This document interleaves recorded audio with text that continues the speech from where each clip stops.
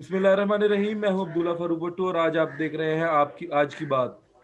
तो आज हम ये बात करेंगे कि पाकिस्तान की तारीख में सियासत के क्या नशीबो फराज थे। पाकिस्तान में हमेशा से अपोजिशन पार्टीज जलसे जुलूसों में एक दूसरे को बड़ी कुरख्त जुबान से बुलाते पुकारते रहे हैं और बड़े कुरख्त किस्म के इल्जामात भी लगते रहे हैं। आज हम बात करेंगे कि आज जैसे पीडीएम एक इत्तेहादी पार्टी बनी है, इससे पहले भी बहुत से ऐसे इत्तेहाद हो चुके हैं कि उससे पहले एक दूसरे के पे बहुत से इल्जामात लगाना और फिर उसके बाद हाथ मिलाना और एक प्लेटफॉर्म पे इकट्ठा हो जाना। तो इसी सिलसिले में आज मेरे पास कुछ मेहमान आए हैं, मैं उनसे इस बारे में पूछूंगा, उनकी राय अखज करूंगा। सबसे पहले मैं बताऊंगा हमजा मकबूल, जो जिनका ताल्लुक पाकिस्तान डेमोक्रेटिक पार्टी से है। पाकिस्तान डेमोक्रेटिक मूवमेंट जो अपोजिशन पार्टीज का इत्तेहाद है। उसके बाद हमारे दूसरी मेहमान सोहा बेग हैं, जो एक हिस्टोरियन है। और हमारे तीसरे मेहमान मोहतरम हुज़ैफा हमीद साहब, जो रिटायर्ड जर्नल हैं। तो सबसे पहले मैं सोहा से सवाल करूंगा। सोहा, पाकिस्तान में अपोजिशन अलायंसेस का सो फार निजाम क्या रहा है और पीएनए एक तहरीकी अपोजिशन की हैसियत रखती थी, और पीएनए और पीडीएम में क्या फर्क है? सबसे पहले तो अब्दुल्ला बहुत बहुत शुक्रिया आपका आज मुझे अपने शो में इनवाइट करने का। दूसरा कि बहुत ही इंटरेस्टिंग क्वेश्चन है रिलेटिंग टू पाकिस्तान की जो करंट पॉलिटिकल डायनामिक है, उसमें हम देख रहे हैं कि एक नई मूवमेंट इमर्ज हुई है पाकिस्तान डेमोक्रेटिक मूवमेंट के नाम से। तो हम अगर देखें, हम तारीख देखें तो ये पीडीएम कोई पहली मूवमेंट नहीं है। ये अलग बात है कि पीडीएम की कवरेज मीडिया में उसके चर्चे बहुत ज्यादा हैं, बिकॉज अब मीडिया का जो निजाम है वो पिछले मीडिया से काफी ज्यादा मुख्तलिफ है। पाकिस्तान में जो अलायंसेज हैं उनका बनना, टूटना, जुड़ना जो है वो एक पाकिस्तान की पॉलिटिक्स में एक बहुत ही प्रोमिनेंट फीचर है, जो कि अब से 7 डिकेड्स तक होता आ रहा है। अब जहां तक हम बात करते हैं पीएनए की, हम इसलिए बात कर रहे हैं क्योंकि बहुत सी तारीख में जो थी मूवमेंट्स बनी। हमारे पास सीपीओ थी 64 में जो बनी थी, फिर हमारे पास डीएसी थी 68 में बनी थी, और फिर जब पीएनए जिसकी मैं बात करने जा रही हूँ वो 77 में बनी थी। अब पीएनए इस लिहाज से बहुत इंपॉर्टेंट है इस वक्त, और उसका एनालिसिस करना बहुत इंपॉर्टेंट है, बिकॉज वो एक सिविल गवर्नमेंट के खिलाफ बनी हुई एक मूवमेंट थी। हमने तारीख में मिलिट्री के खिलाफ तो काफी देखी, मगर सिविल गवर्नमेंट के खिलाफ बनी हुई मूवमेंट जो थी वो पीएनए थी। और सबसे एक इम्पॉर्टेंट पार्ट ये कि PNA was against Zulfikar Ali Bhutto. He was a very influential leader, बड़े ही इनकलाबी लीडर थे, जो खुद ही मुंतखब किए हुए लीडर थे, मगर उनके खिलाफ जो है एक ऐसी मूवमेंट चली जिसका जो नतीजा है वो आज तारीख में जमा हुआ पड़ा है, जिसमें हमें पता चलता है कि किस तरह उनकी जो पूरी गवर्नमेंट है उनको ओवरथ्रो कर दिया जियाउल हक ने। तो सबसे पहले बात करते हैं कि क्या एक ऐसे वजूहात बनी कि इक्तदार कंप्लीटली उनसे छीन लिया गया और उसके बाद अनफॉर्चुनेटली ही वाज एग्जीक्यूटेड।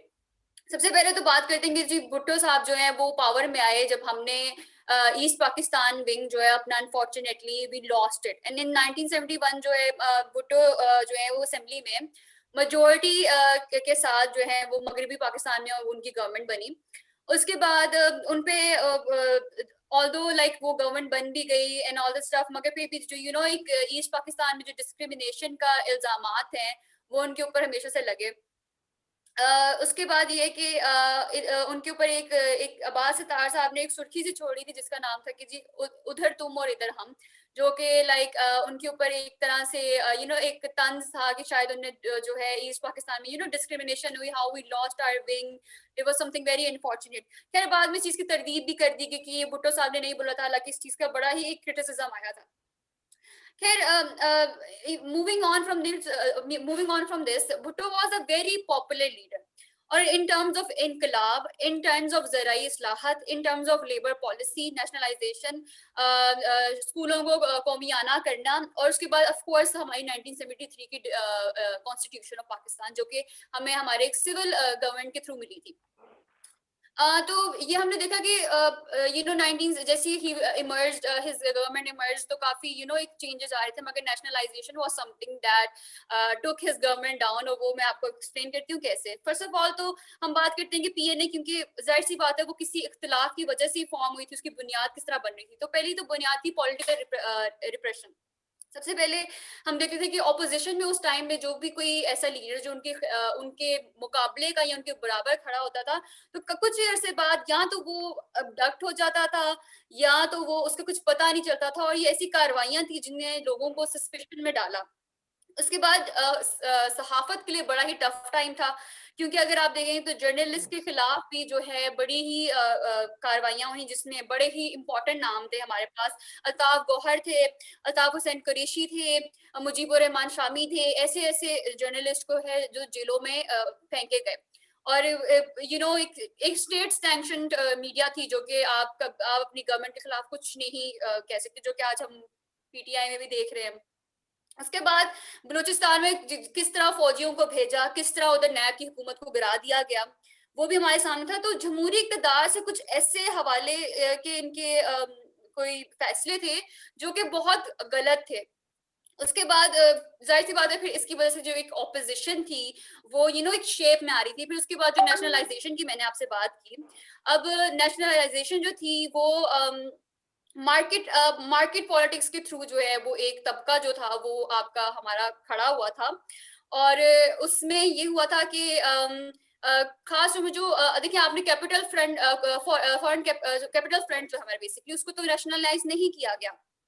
तो जो लोग नेशनलाइज हुए, खास तौर पर जो एक मिडिल टियर था, वहाँ की जो आवाम थी, जिन्हें बेचारों को 10-15 साल में अपना कुछ ना कुछ बनाया था, और जब उसको नेशनलाइज किया गया था तो एक गुस्सा क्रिएट हो चुका था, एक वेंजेंस क्रिएट हो गई थी कि this is wrong for them. खैर, ये जो तबका था, इन लोगों ने फिर ऑपोजिशन के साथ, जाहिर सी बात है, नेचुरली दे ऑपोजिशन ने जब इस चीज को देखा, और जाहिर सी बात है जब उस तबके ने भी देखा, तो एक बुनियाद सी बन गई। उसके बाद क्या हुआ कि जब हम बात करते हैं कि जब ये सारी बुनियाद बन गई, दे ऑल केम टुगेदर, और फिर एक 9 सितारा इत्तेहाद बन गया, नेशनल पाकिस्तान नेशनल अलायंस के नाम से।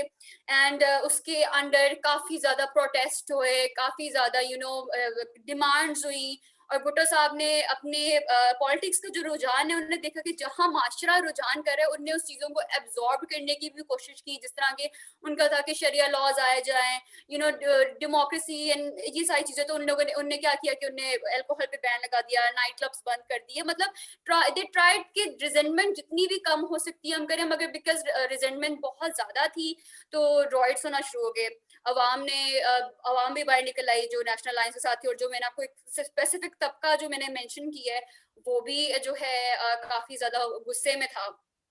तो यही कुछ करते करते फिर 1977 के जो इलेक्शंस आए, उसमें भी जब देखा कि एक इतनी मेजर से आपकी एक विक्ट्री आ रही है, तो जाहिर सी बात है, रिगिंग, धांधली, काफी इल्जामात लगे, पूरे रिजेक्ट हो गए। Again the movement went wild, it had it's riots, उसमें काफी लोग मारे भी गए, काफी लोग जो थे वो आज तक पता नहीं किधर है, काफी लोग डेकेड्स में सड़ते रहे जेलों में। सो रिगार्डलेस, सी बात है, जैसा भी एक निज़ाम क्रिएट हो गया, उसमें military stepped in, and at the end of the day Zulfikar Ali Bhutto को पहली तो बात है कि he got arrested, and Ziaul Haq came and he took over the government. तो ये कुछ एक तारीख है जिसमें हमने देखा कि एक अलायंस जो है वो कितनी, एक तो PNA specifically was very influential in its time. और उसके अलावा जो है वो काफी ज्यादा हमने देखा कि एक सिविलियन गवर्नमेंट, क्योंकि पीटीएम में भी कुछ अभी यही हो रहा है कि अभी इमरान खान की एक सिविलियन गवर्नमेंट, इसके खिलाफ एक मूवमेंट जो है वो बन चुकी है। PNA at the time 11 parties थी, क्या और अभी क्या पीएनए को एस्टेब्लिशमेंट की सपोर्ट थी? पीएनए को स्टैब्लिशमेंट की सपोर्ट जी बिल्कुल थी, क्योंकि अगर आप तारीख निकाल के देख लें तो जनरल जिलानी की एक बात जो है काफी ज्यादा उसको डिस्कस किया जाता है कि आप देख रहे थे कि पीएनए जो है जैसी जुल्फिकार अली भुट्टो साहब ने डिक्लेयर किया था कि हम इलेक्शंस जल्दी करा लेंगे, जो 77 के इलेक्शन जिसमें धांधली का बड़ा चर्चा हुआ था कि धांधली हुई है, ये हुआ है, वो हुआ है, तो हमने देखा था उसके बिल्कुल एक हफ्ते बाद ही पीएनए फॉर्म हो चुकी थी। हालांकि जनरल जिलानी ने जुल्फिकार अली भुट्टो को ये मशवरा दिया था कि आप बड़े पॉपुलर हैं इस वक्त, और आपने बड़ी एडवांसमेंट्स की हैं, तो आप ऐसा करें, और ऑपोजिशन भी डिवाइडेड है, तो आप ऐसा करें कि इलेक्शन जल्दी करवा लें, और आपकी विक्ट्री वैसे होनी ही होनी है। और इस ऐलान के बाद आपने देखा कि पीएनए एकदम से फॉर्म होगी, क्योंकि अंदर की रिपोर्ट से ये थी कि जनरल जिलानी ने जहां जुल्फिकार अली भुट्टो को ये तजवीज दी कि आप जल्दी करें, उससे पहले जाके उन्हें अपोजिशन को बता दिया कि भुट्टो साहब इलेक्शंस पहले करवाने लगे हैं और आप रेडी हो जाएं। तो ये तो तारीख की बातें हैं जिसमें ये बात तो थी कि एक तो इन्फ्लुएंस भी थी क्योंकि आपको पता है कि हमारी एस्टेब्लिशमेंट मौसम के साथ रंग भी अपना बदलती है और इसी तरह भुट्टो साहब को भी किसी ना किसी तरह हटाना था। जी बहुत शुक्रिया सोहा। सोहा से हमें पता चला पीएनए के बारे में कि पीएनए का आखिर मैनिफेस्टो क्या था और वो एस्टेब्लिशमेंट के साथ उसके कैसे ताल्लुकात थे। और उसके बाद मैं जाऊंगा हमारे दूसरे मेहमान हुजैफा हमीद साहब के पास। हुजैफा, आपसे मेरा ये सवाल है, आप मुझे ये बताएं कि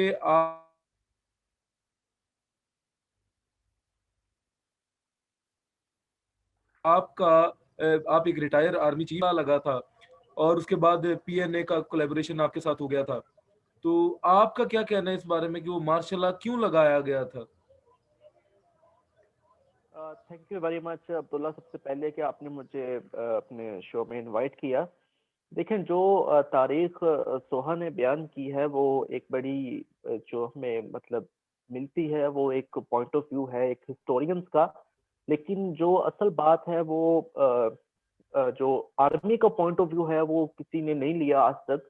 तो वो जो है वो मैं आज अपनी तरफ से बयान करने की कोशिश करूंगा। देखिए, जब भी कोई मार्शल लॉ इम्पोज होता है उसकी अगर आप तारीख में जाएं, अगर आप थोड़ा सा पीछे जाएं तो उसकी बहुत सारी वजूहात होती हैं। बहुत सारी वजूहात तो नहीं, खैर उसकी वजूहात दो ही होती हैं। एक ये कि अगर हुकूमत अच्छे से काम नहीं कर रही, पहली वजह उसकी ये होती है। और दूसरी उसकी वजह ये होती है कि जो मार्शल लॉ इम्पोज किया जाता है वो या तो जो वहां पे आर्मी चीफ होते हैं उनकी पर्सनल विल होती है। अब जब हम पर्टिकुलरली बात करते हैं उसकी मार्शल लॉ की, जनरल जियाउल हक के मार्शल लॉ की, तो आप भुट्टो की कारकर्दगी को उठाकर देखिए। सबसे पहले कि उन्होंने ईस्ट पाकिस्तान को तोड़ दिया, ठीक है, वो एक अलग चीज बन गई। अच्छा, अब उनका एक ये खत्म नहीं हुआ था, दूसरों ने इलेक्शन करवाया, इलेक्शन के अंदर अभी धांधली का रोला डाला जा रहा था कि धांधली हुई है। तो जो जो सीट्स के ऊपर जो बंदे लड़ने थे, जो दोबारा ओपन भी किए गए, कुछ हल्के अगर ओपन किए गए तो उसके अंदर जाकर कहते हैं कि भुट्टो साहब ने ऑर्डर दे दिया कि या किसी को शूट कर दो, किसी को अगवा कर लो, किसी को कुछ कर लो। तो ये पॉलिटिशियंस जब इस तरह का अपना एटीट्यूड रखेंगे और उसके बाद वो कहेंगे कि ये हमने डेमोक्रेसी का एक गुलदस्ता सजाया हुआ है, तो ये एक डेमोक्रेसी नहीं है बेसिकली। और जहां पर जनरल जियाउल हक साहब की बात है, वो तो भुट्टो साहब के बड़े जानशीन थे और वो उनका बड़ी कदर करने वाले बंदे थे। अब जो भुट्टो साहब ने जो कुछ उनके साथ में किया, उनको नंबर 6 से उठा के आर्मी चीफ भी बना दिया, सब कुछ हो गया। तो एट द मतलब एक दिन पहले मार्शल लॉ इम्पोज करने से पहले उनकी आपस में मीटिंग भी हुई। उन्होंने आकर यही कहा जियाउल हक साहब ने कि हम मार्शल लॉ इम्पोज नहीं कर रहे, कि आप अपने मामला जो हैं अपोजिशन के साथ सॉर्ट आउट कर लें, अगर हो जाते हैं तो हम मार्शल लॉ इम्पोज नहीं करेंगे। अब जहां पर बात इसकी है कि जो पीएनए थी उसने अगर करना था, अगर उनके मामला आपस में हल होने थे तो वो पता नहीं मार्च से लगे हुए थे, वो तब से क्यों नहीं हुए? इतनी देर हो गई, कितने महीने गुजर गए, उनसे क्यों नहीं हो सका? अच्छा, अब अगर एंड पे आकर ये बात फैला दी गई कि मुज़ाकरात हो चुके थे, पेपर ड्राफ्ट बन चुका था, हर चीज बन चुकी थी, बस सिग्नेचर रह गए थे, तो मेरा सवाल ये पैदा होता है, अगर सिग्नेचर रह गए थे तो उसी वक्त क्यों नहीं कर लिए गए? इसका मतलब है अगर एक लड़का लड़की उठते हैं, उसके कहते हैं हमारा निकाह हो गया, भाई निकाह नामा दिखाओगे तो निकाह नामा हुआ होगा ना, वरना ऐसे जैसे मर्जी कहते रहो, हम इसको नहीं मान सकते इस बात को। तो जो जनरल जियाउल हक साहब ने मार्शल लॉ इम्पोज किया वो सिर्फ और सिर्फ हुक्मरानों की जो उनकी कारकर्दगी थी उसकी वजह से किया गया था। जफा, मैं आपसे एक क्वेश्चन करना चाहता हूँ कि जैसे अभी आपने बात की कि जब गवर्नमेंट परफॉर्म नहीं कर रही होती या करप्शन होती है तो जी मार्शल लॉ जरूरी होता है। तो जब पाकिस्तान बना और तो कायदे आजम ने ये बात की थी कि जो हमारी मिलिट्री जो फोर्सेज हैं वो हमारी सर्वेंट है, हमारे स्टेट की, हमारी गवर्नमेंट की। तो आपको लगता नहीं ये बात बिल्कुल ही उनकी बात के बिल्कुल खिलाफ है कि वो एक तरफ कह रहे हैं कि हमारी सर्वेंट है, ये हमारी खिदमत के लिए, हमारी हिफाजत के लिए है, और आप कौन होते हैं कि ये जज करें आपके मुल्क के हालात ठीक नहीं है, आपको संभालें? आइन को तोड़ के आप आते हैं और पामाल करके आईनी सारी चीजें आप आके बैठ जाते हैं। 3 महीने के लिए आप आते हैं और आप 8 साल बैठ जाते हैं। देखिए, बात सुने हमजा, सबसे पहले जो हमारी जो फौज की आप अगर तारीख उठाकर देखें तो ये मतलब ब्रिटिश के जो उनका था उससे निकली हुई एक नाखानदा सी एक जमात थी, ठीक है। उसके बाद उसके ऊपर हमारे ऊपर एक अंग्रेज जो थे वो हमारे एक जर्नैल जो है वो हमारे ऊपर थोप दिए गए। उसके बाद में वो चलता रहा, सब कुछ वो सब कुछ हुआ। लेकिन बात ये है कि एक मुल्क जो 1947 में बनता है उसका जाके कानून जो 1973 में बनता है, इतने साल एक मुल्क बगैर कानून के चलता रहा। ठीक है, वो कैसे चलता रहा? तब ये जो आपके नाम नेहाद लीडर्स थे ये कहाँ पर थे? दूसरी बात ये है कि जो आप बात करते हैं कि मैं हर बात एस्टेब्लिशमेंट जो है वो हुकूमत पर फेंक देती है। अगर आपने ऐसी बातें करनी है तो करते रहे कि अमेरिका ने करवाया था, उसने करवाया था, उसने करवाया था। आप अगर सियासतदानों की जिंदगी को उठाकर मुशाहिदे में रखेंगे तो आपको पता चलेगा कि उनकी मतलब अपना आपका एटीट्यूड क्या हुज़ैफा ये होता है। कहना है, वो आपका आपका हुज़ैफा मतलब ये कहना है कि जो मार्शल लॉ लगा था वो एक जी ठीक फैसला था। सर, देखें, मार्शल लॉ लगने तक तो फैसला ठीक था। मार्शल लॉ के बाद जो कुछ हुआ, जो कुछ किया उन्होंने, वो जनरल जियाउल हक की अपनी पर्सनल विल थी। क्योंकि अगर क्या उससे कुछ किया, पहले अगर किन्होंने आपका किया? मुल्क जो है वो जनरल जियाउल हक अगर उन्होंने बोला था कि मैं 90 दिनों के अंदर इलेक्शन करवा दूंगा, अगर उन्होंने नहीं करवाए, it was his personal choice के वो इक़्तिदार पे बैठे थे और उन्होंने बैठे रहना ही मुनासिब समझा। वो मतलब ये किसी और को फिर नहीं आप आने देना अपनी चाह रहे थे। आर्मी पे एक सवालिया निशान खड़ा कर रहे हैं कैसे सर? कि जनरल जिया का दिल था कि वो वहां पे विराजमान रहे। तो अगर वो वहां पे विराजमान, मेरे कहने से अगर उनका दिल था नहीं था ये एक अलग टॉपिक है। देखिए, वो अपनी पर्सनल विल के साथ वहां पर मौजूद थे। मतलब ठीक है, आप उन्होंने कहना अगर चाह रहे हैं कि जनरल जिया ने वहां पे 90 दिन से ज्यादा रहकर गलत किया। हाँ, वो एक अलग बहस है। देखिए, उसके बारे में अगर आप बात करना चाहते हैं वो एक अलग बहस है। लेकिन यहाँ पर बात ये हो रही है, जो आपका पहला क्वेश्चन था वो यही था कि जो मार्शल लॉ इम्पोज होता है उसकी क्या वजूहात होती है। तो मैं आपको वो बता रहा था। और दूसरी बात ये है कि अगर आप, और जो फौज होती है वो एक स्टेट को सर्व करने वाली जमात है सर। वो किसी हुक्मरान, किसी पार्टी को सर्व करने वाली जमात नहीं है। वो फौज जो है वो कुछ लोगों का जो गठजोड़ है वो इस तरह से नहीं चलता कि वो सिर्फ सिर्फ कुछ लोगों की खातिर जो है अपनी स्टेट को जो है वो बर्बाद कर लें। जो फौज है वो बेसिकली स्टेट की रिस्पॉन्सिबिलिटी है, उसके ऊपर वो स्टेट को सर्व करती है। वो किसी भुट्टो साहब को सर्व नहीं कर रही, वो किसी और चीज को सर्व नहीं कर रही। अगर जियाउल हक साहब ने टेक ओवर किया था तो वो उनकी नाकामियों और उनकी जो एटीट्यूड था बेसिकली हुकूमत की तरफ से, तो वो उसकी वजह से टेक ओवर किया गया था। जैफर साहब, मेरा आपसे क्वेश्चन है कि क्योंकि हर जगह बेसिकली एक ही ये क्वेश्चन था कि रिगिंग हुई है, इलेक्शंस में धांधली हुई है, तो और ऊपर से क्या हमारी ऑपोजिशन जो हम पीएनए की बात कर रहे हैं उसका भी काफी एक रोल था। तो क्या उस वक्त was it the right decision कि इलेक्शंस की धांधली के ऊपर आप मिलिट्री लॉ, मार्शल लॉ लगा दें? कि was it the only way out? देखिए, जब आप तारीख का मुताला करते हैं तो आपको पता चलता है कि एक दिन पहले तक तो जनरल जियाउल हक साहब हम ये कहते हैं आके आर्मी को कि मार्शल लॉ इम्पोज नहीं करना। एक दिन के अंदर अंदर ऐसा क्या हो गया कि उन्होंने मार्शल लॉ इम्पोज कर दिया। और जो आपने बात की अभी, देखें कि जनरल जियाउल हक जो थे वो भुट्टो साहब के बड़े जानशीन थे और उन्होंने उनसे कॉल पे बात भी की, उनका राब्ता हुआ और उन्होंने पूछा कि आप कहाँ रहना मुनासिब समझेंगे, आप मरी जाएंगे या लड़ करना चाहेंगे। वो सारी की सारी बातें आप उनकी पढ़ के देखिए।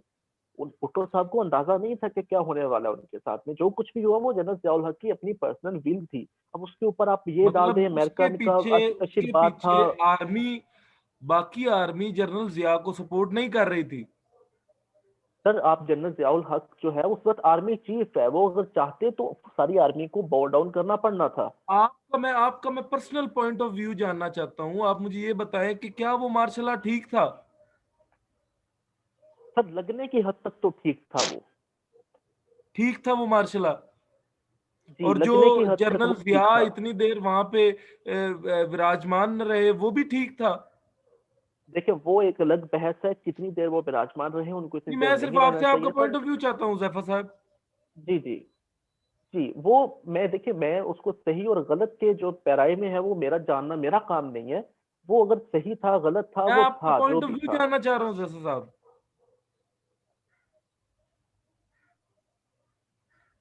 जी, आपकी आवाज कट रही है। आपका पॉइंट ऑफ व्यू जानना चाह रहा हूँ जैफर साहब के क्या आपके ख्याल में वो इतनी देर विराजमान रहना ठीक था या गलत था?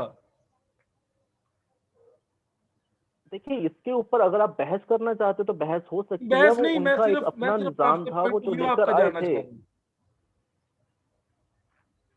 वो मेरे हिसाब से तो वो मतलब गलत था, इतनी देर उनको नहीं रहना चाहिए था। जब वो आए इलेक्शन करवाने के लिए थे तो उनको 90 दिनों के अंदर इलेक्शन करवा देने चाहिए थे, because but it was his personal choice. तो वो उन्होंने जो कुछ किया तो वो उनके ऊपर था। जी जी, शुक्रिया हुज़ैफा साहब, आपका आपका जवाब हमारे लिए बड़ा मायने रखता है। जी Hamza, as a member of PDM, worker of PDM, आपसे मेरा एक सवाल है। पाकिस्तान डेमोक्रेटिक मूवमेंट का मकसद क्या है, उसका मैनिफेस्टो क्या है, हमें भी थोड़ा समझाएं। जी अब्दुल्ला, सबसे पहले आपका शुक्रिया अदा करना चाहता हूँ कि आपने इनवाइट किया अपने शो में। मैं अपने पॉइंट पे आने से पहले हुज़ैफा साहब के बारे में थोड़ी सी बात करना चाहता हूँ। सबसे पहली बात ये है कि पॉलिटिकल बहस में आर्मी वालों को अलाउ ही नहीं करना चाहिए, उनको इनवाइट ही नहीं करना चाहिए, सबसे पहली बात है। क्योंकि वो जब यहाँ पर आ गए हैं तो पॉलिटिशियन पर वो खुल के बात कर रहे हैं कि जी उसने गलत किया, उसने ठीक किया। लेकिन जब आर्मी पे सवाल उठ रहा है, एस्टैब्लिशमेंट पे सवाल उठ रहा है, तो वो कहते हैं कि ये वो गलत और सही बहस बाद में करेंगे, और कभी अपना पॉइंट ऑफ व्यू है ही नहीं कि यहाँ की बात वहाँ कर रहे हैं, वहाँ की बात। तो पहली बात तो ये है। दूसरी बात, आपने कहना कि हमारा मैनिफेस्टो क्या है, कि हम किसके खिलाफ खड़े हुए हैं।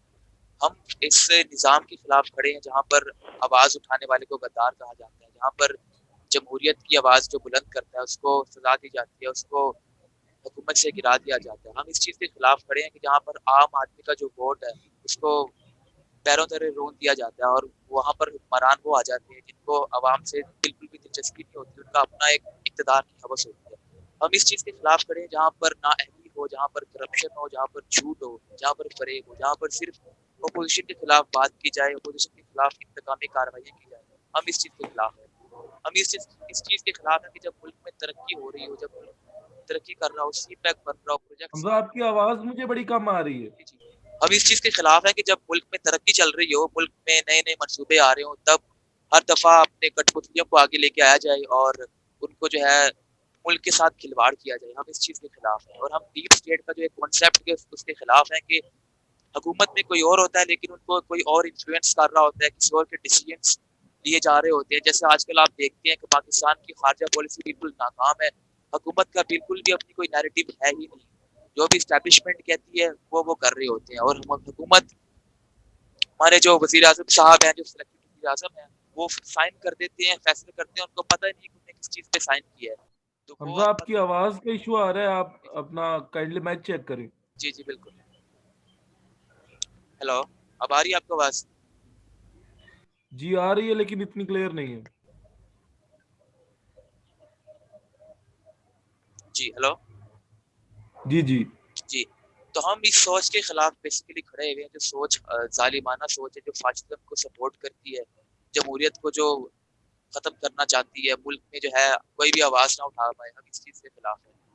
तो बाकी अब अगर बात करें स्टेट के जो इदारे हैं, इदारे तो इस मुल्क में कोई भी इंडिपेंडेंट है ही नहीं, चाहे आप नैब की बात कर लें। मैं हमजा आपसे कुछ पूछना चाह रहा हूँ जी, जी। पीडीएम के बारे में, कि पीडीएम हुकूमत के खिलाफ है या इदारों के खिलाफ है? अब्दुल्ला साहब, इदारे इस मुल्क में किस इदारे की आप बात कर रहे हैं? कोई एक इदारा आप मुझे बता दें जो अभी तक इंडिपेंडेंट हो, जिसको इन्होंने सही किया हो, जिसको इन्होंने इदारा रहने के काबिल छोड़ा हो। हर इदारे को इंतकामी कार्रवाइयों के लिए इस्तेमाल कर रहे हैं, तो इदारों के खिलाफ तो जंग है ही नहीं, और हुकूमत सर, एग्जिस्ट आपसे करती ही नहीं। पहले भी आपकी पहले हुकूमतें रही, इससे पहले पाकिस्तान जी। मुस्लिम लीग नून की रही, उससे पहले पाकिस्तान पीपल्स पार्टी की रही, तो वो भी ये इल्जामात लगाते थे कि इदारों को उन्होंने हाथ में किया हुआ है। तो क्या आप भी वही हर बार आजमाएंगे जो बाकी ऑपोजिशन ने आजमाया कि इदारे इनके हाथ में है? क्या आप भी ब्लेम इदारों को करेंगे? देखें, जब कोई भी, जैसे हम सब जानते हैं कि इमरान खान साहब कैसे हुकूमत में आए हैं, इनको कौन लेके आया है।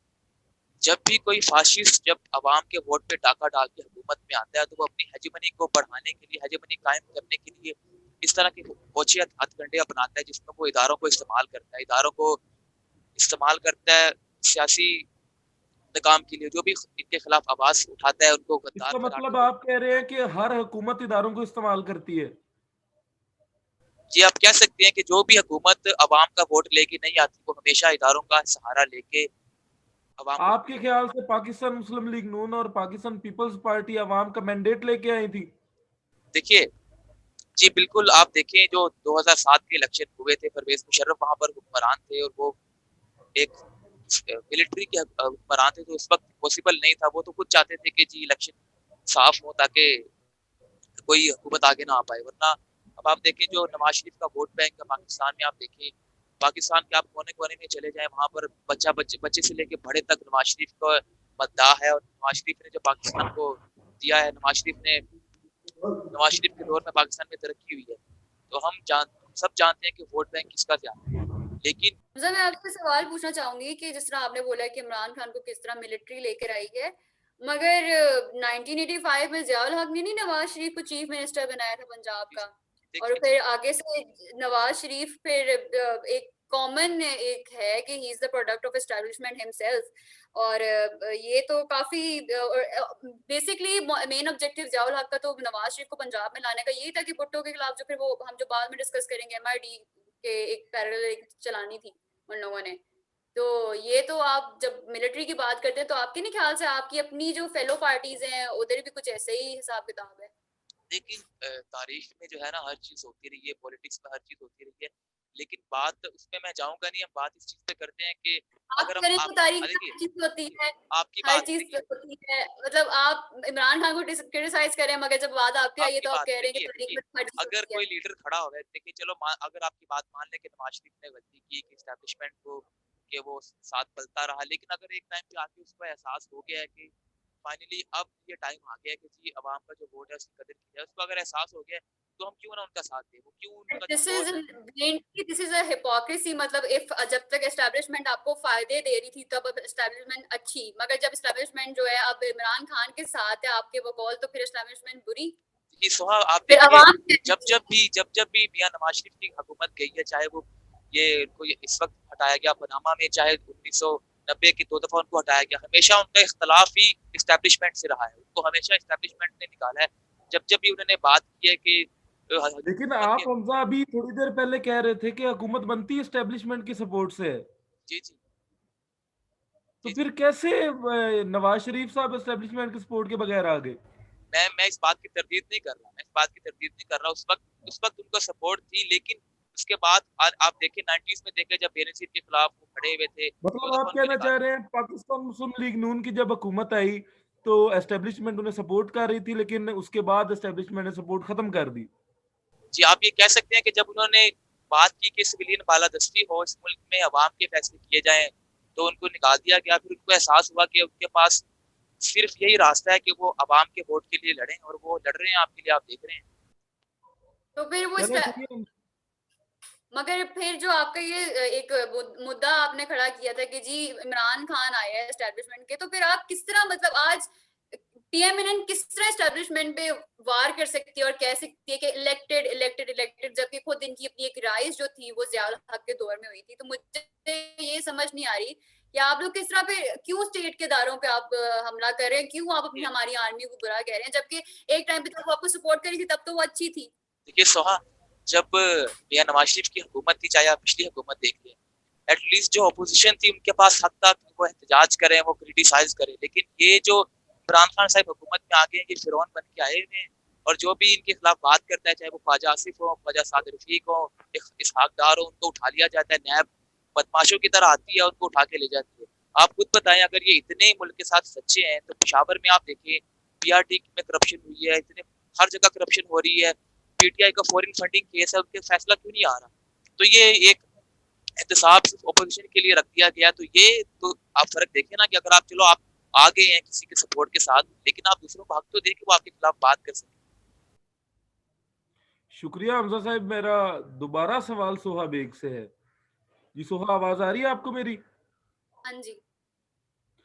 तो मैं आपसे ये पूछना चाह रहा हूं कि जब movement for restoration of democracy चली थी, क्या वजूहात थी कि वो जनरल जिया को नहीं हटा सकी?